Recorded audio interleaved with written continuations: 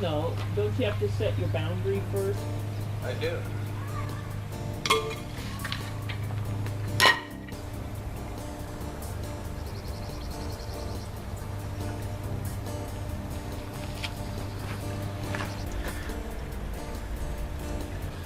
It's getting there. After I dig it, I'll find out how much of that liner I'll need. So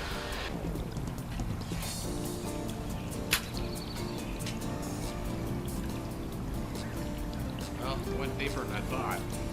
I'm gonna start right here and gonna go straight up here like this and through here, and it's gonna hook right to the pump.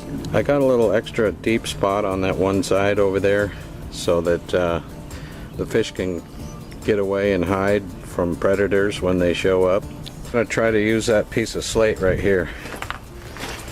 It's about 1.25 inches thick. Well, I've got the pond liner and I'm ready to go. What I intend to do is use this to set in the middle and drop it down in there into that drain part, and we'll hold it from 4 corners, and that's how I'm going to set it up. That's okay.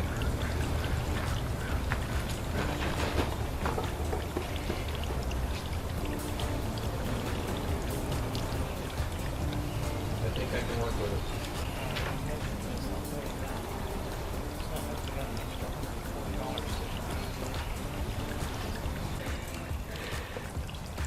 Got pea gravel over there. Yeah.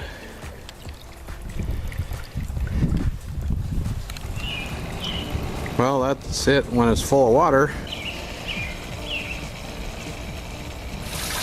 My wife got this fountain, and she got it at a garage sale for $5. Cool.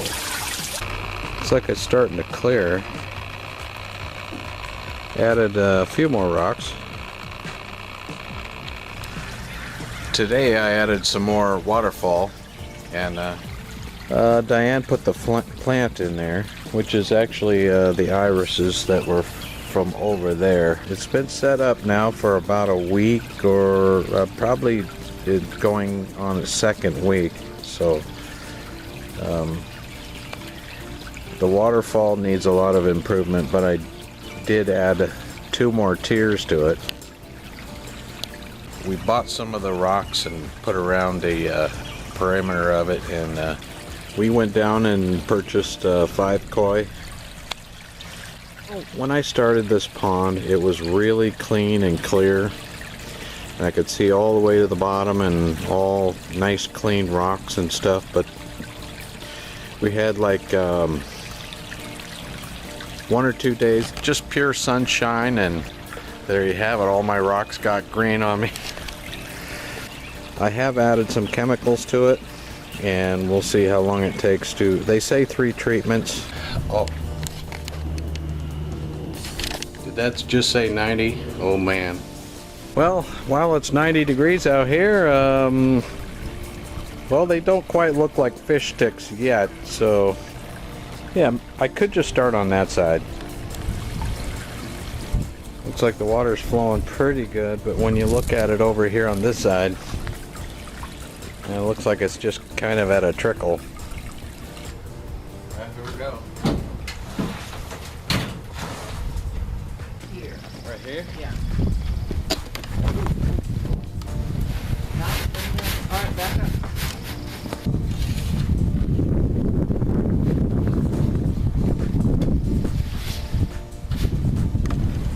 I think it's 92 degrees now.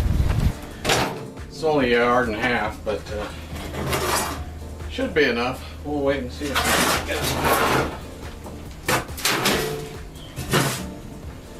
I might have to get up in there. Do you have to share that? I did have to share that. Little mushroom. For me?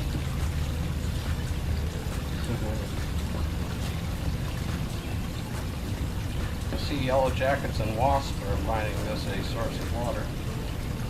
As long as they don't build a hive near here, I don't care.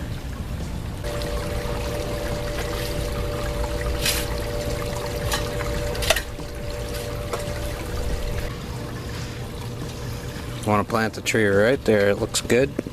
Good spot for it.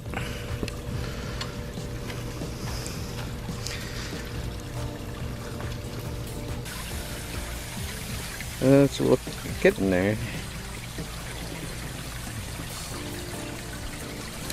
Got a tree there, and still going to cover up the back of this.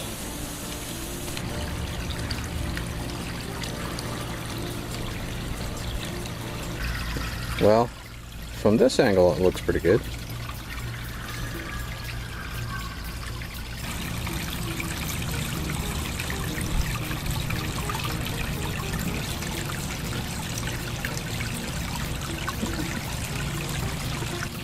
Green leaf maple, that's, is that like oriental tree right there? That's that one, right? You got lots of different vine cover and different kinds of grasses, and don't ask me their names. But I don't know. They're just grass, man. It's grass. One is a lily. The one back behind there is a lily, but... What's that red one? I didn't... Oh, it's right here, actually. You know what? A redhead coleus. Redhead coleus? Yeah. Then you got your Japanese maple, and then you got your purple fountain grass, which is over there behind that light. Oh, that over there. Yeah. And then over by that light, the little one in the back is a lily. Stella daylily. And we added some bricks back here to hold up the back. Water looks pretty clear. It was really green there for a while. Put some of that algicide in there that helped. I didn't do the full complete treatment, but I think it was enough to make it work real well. The hardest part is maintaining it for a year and discovering what things you need and what things you don't need. One morning I caught the neighbor cat chasing my fish, so neighbor cats can be a problem. Best solution for that is a dog or a couple of dogs if you can tolerate dogs all the time.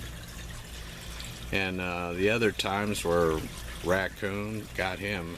You are not gonna go fishing anymore. That's right, you're in trouble. Actually, a couple raccoons. There were several of them. There was like 8 of them. It took me a while to get rid of all those birds. Because it's so close to the house, it doesn't seem to draw like ducks and stuff. That's a good thing. I don't want any ducks in there. The water quality right now looks very good. It's nice and clear, and I am getting some more of that algae growing in there on those rocks. And I had so much algae in there, I had to take out some of the rocks and clean them off by hand. Decided we were gonna do something about the algae in here, and we went and got some of these plants and put them in the tiers. And what fixed this was the plants, of course, and more frequent water changes.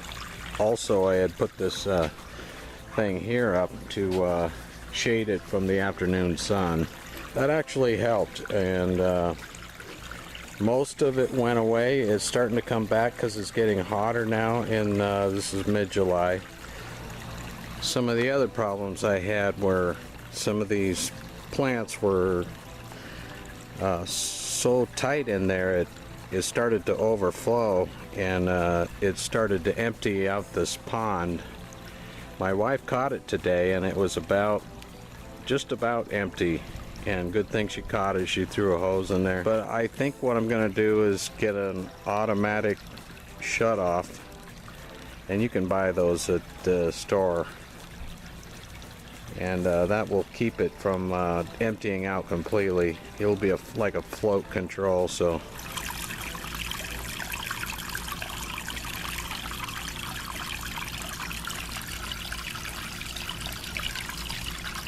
Yeah, looks actually pretty good. And those watercress and lettuce, I guess that's what they call that other stuff. That really helps with the oxygen. That got rid of a lot of the nitrates that were in here that was causing water to be green. And if you ever look at your pond and it's brown, well, the reason your water turns brown is because a raccoon gets in there. What they'll do is come in on the shallow end right here and sit in the shallow end, and while they're taking a bath and feed off your fish. So raccoons are terrible to have. If you have to get an exterminator to get rid of them, they're definitely a problem. Now this fantail here, he made it all the way through the winter. Surprisingly, I didn't know he was going to survive the winter, but he did. And the koi did pretty good too in the winter. This whole thing froze over. Don't be a fool. Yeah, I'm walking on water. Get off. You're going to be so regretting that. It held me. Cool. It's like 3 inches thick, and the waterfall there froze over, and they all lived through it pretty good. So yeah, it didn't hurt them a bit. No, I didn't heat the pond at all. I just let it freeze. Well, here's an update of my pond, and this is kind of a winter time. It's still pretty cold out here, but what I'm gonna do is do a little bit of cleaning out. I haven't cleaned it in 3 years, and so this year I'm gonna clean it out really good. See just how much of that stuff I can get out of the bottom of there. Seems like I have quite a bit of debris that's floating around, and I've cleaned out a bunch of it already. The lattice there keeps the raccoons out and the blue herrings, which we have here. Algae is good. If you've got algae growing inside of your pond, and your pond ecosystem is set up pretty good. That means it's growing good stuff and growing bacteria and stuff. You want that, really. You don't want to get rid of all of it. Although it looks neat without all of it, but it's better to have some algae in there. The fish do like to eat it in the winter. You don't want them to eat really when the water's cold. It's really not good for them. That's why I really don't get rid of all the algae during the winter time. I let it sit there so that fish have something to eat on if they get hungry. But they're pretty slow today. The only filter system I have is that pump right there, which it looks like it needs to be cleaned out. That's kind of a little portable one that I had. And the other one, the down where the water goes in there and it goes up there to the waterfall, I have a little Folgers can. It's got some filtering stuff in there, and I gotta empty that too, because it actually does pretty good at collecting debris. As you can see, the filters, it's kind of plugged up, which I think it does really good. Just clean that out. And gotta empty this one a lot, because it does get out a lot of debris, and it keeps the pond actually pretty clear most of the year, actually all year. It's done actually a very good job for 3 years. It's been down there rotating that water. All I do is I just hose it out. That's all I do.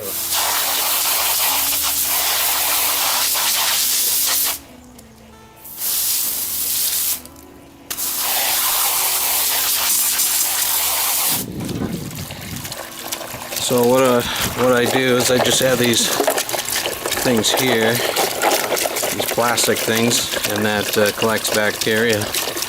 And over here, I take the really dense one and I put it in first, just kind of like that. Then I put the next thick one, the kind of a really good thick one. And maybe one more. When you buy these are, you know, what, 20, 30 bucks or something. I can't remember how much they were, but I bought extra things in here, so got this from another kit. You don't have to have all that many. You could just have like the thick one and the thin one. And you put it back together, and you're good to go for about a month. Not for when you get your hand cold and wet. It looks like I got pretty good flow right now. Moving around, got all the air bubbles out of there. Drop it down in there. And what it does is kind of blows in that direction, and water just kind of circulates around and around. Yeah, I'll come back here in about a half an hour to an hour, and I'll see it nice and clear. And that's pretty much what I do for the winter. I don't really do a whole lot during the winter time, but spring's coming up and I'm going to do some changes, so that video will be uploaded probably in a month or so. Well, it's been an hour, and yeah, it looks like it's cleared up pretty good. Well, that's my water feature. I think it turned out pretty good. Wish I could have done it a little bit bigger, but that's going to be enough for me.